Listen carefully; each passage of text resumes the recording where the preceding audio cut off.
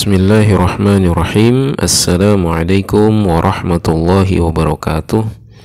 Alhamdulillahi rabbil alamin. Allahumma salli ala sayyidina Muhammadin wa ala alihi wa ashabihi ajma'in. Pemirsa Bazir Families dimanapun berada, pernahkah pemirsa mendengar bahwasanya ada nabi dari kalangan perempuan? Nah, inilah yang akan saya bahas pada kesempatan kali ini. Pembahasan ini saya dasarkan kepada sebuah kitab yang dikarang oleh Asy-Syaikh Umar Sulaiman Al-Ashqar, seorang ulama yang berasal dari Yordan. Nah, beliau mengarang sebuah kitab yang berjudul Ar-Rusulu war-Risalat. Nah, di dalam kitab tersebut ada satu pembahasan, ya, sebagaimana bisa pemirsa lihat ini, berjudul Nubuwatun Nisa, ya, kenabian para perempuan.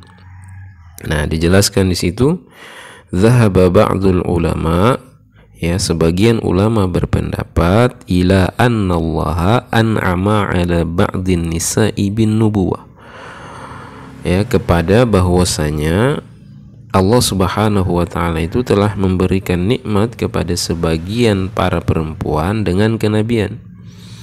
Famin haula'i, dan dari kalangan ulama yang berpendapat seperti ini adalah Abul Hasan Al-Asy'ari, ya, Imam Abul Hasan Al-Asy'ari, kemudian wal Qurtubi, Imam Al-Qurtubi, wa Ibnu Hazm, dan Imam Ibnu Hazm.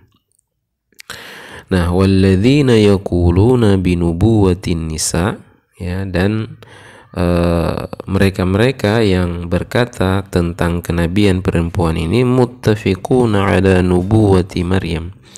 Mereka ini sepakat tentang kenabiannya Siti Maryam, ibunda dari Nabi Isa alaihissalam.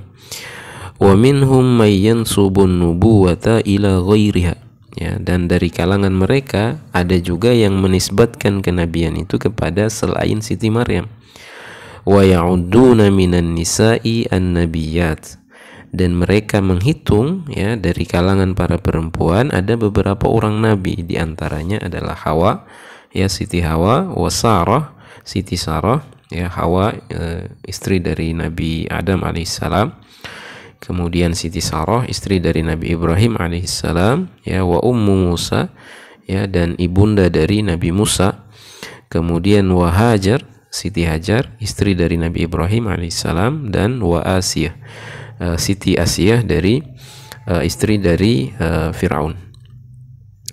Nah, kemudian dilanjutkan wa haula'i 'inda ma'taradu 'alaihim bil ayati allati tahsurur risalata fir rijal dunan nisa, ya, dan mereka, ya, para ulama yang berpendapat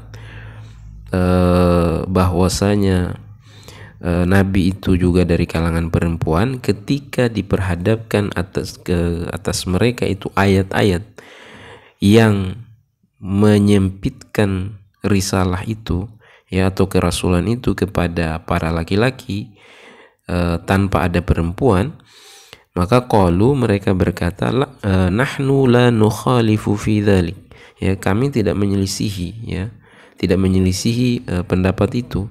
Farrisalatu lirrijal, kerasulan itu kepada para laki-laki. Amman nubuwah, adapun kenabian, fala yashmaluhan nasul qur'ani, ya, fala yashmaluhan nasul qur'ani, ya, kenabian itu tidak tercakup di dalam apa yang disebut oleh nas-nas Al-Qur'an, ya, walaysa fi nubuwatin nisa'i, ya, dan tidaklah termasuk di dalam pembahasan kenabian perempuan tilkal mahzurat, ya, peringatan-peringatan tersebut, ya, yakni berkaitan dengan kerasulan tadi hanya kepada laki-laki, itu tidak termasuk, karena ini pembahasannya ini adalah kenabian, ya, allati addadtumuha fima law kana minan nisa'i rasul, yang mana oleh kalian dianggap hal tersebut, ya, jikalau sekiranya ada dari kalangan perempuan itu para rasul.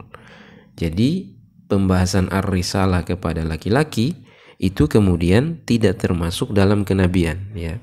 Jadi memang ada ayat, kan, di dalam Quran surah Al-Anbiya ayat yang ke-7, Allah Subhanahu wa taala berfirman, wa ma arsalna qablaka illa rijalan nuhi ilaihim, ya, dan tidaklah kami mengutus, ya.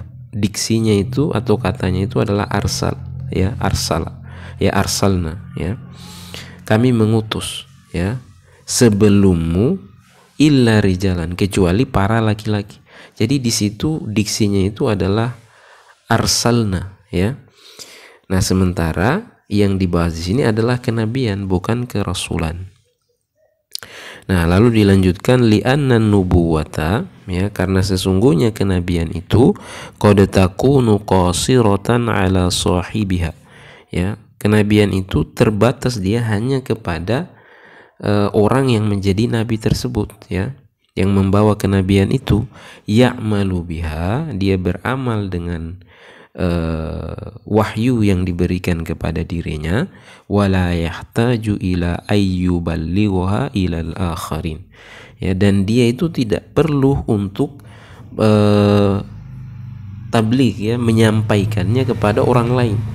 Nah, kan perbedaan yang sangat mendasar antara rasul dengan nabi itu adalah rasul itu diperintahkan untuk tabligh, ya, menyampaikan apa yang diwahyukan kepada dirinya. Nah, sementara para nabi itu tidak punya keharusan untuk menyampaikan itu. Nah, itulah yang membedakan perkara yang paling mendasarnya. Nah, dan yang terpenting di sini adalah adillatuhum, ya, dalil-dalil mereka. Nah, karena ini dalil ini yang menjadi perkara yang krusial. Nah, lalu dijelaskan di situ wa hujjatu haula'i, ya, para ulama yang berpendapat bahwasanya ada nabi dari kalangan perempuan, yaitu argumentasi mereka itu adalah annal qur'ana, bahwasanya Al-Qur'an akhbaro, telah mengabarkan bi annallaha ta'ala, ya, bahwasanya Allah Subhanahu wa taala auha ila ba'dhin nisa, telah memberikan wahyu kepada sebahagian perempuan, ya. Nah, famin dzalik, ya, dan dari